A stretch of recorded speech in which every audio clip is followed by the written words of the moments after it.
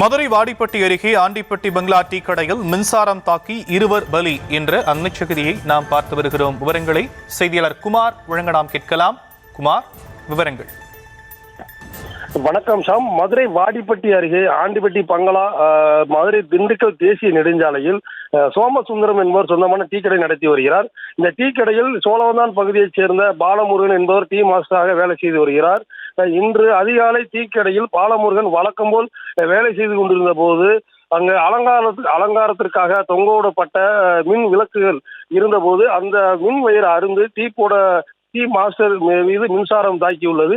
அப்போது tea master துடிதுடித்திருந்த போது இதனை டீ பட்டறையில் வேலை செய்து கொண்டிருந்த பாலகர் மீது மின்சாரம் தாக்கி பாய்ந்தது. இதை பார்த்த டீ கடையின் உரிமையாளர் மகன் ரஞ்சித் குமார் அவரை காப்பாற்ற முயற்சி செய்த போது ரஞ்சித் குமாரி மின்சாரம் தாக்கியுள்ளது.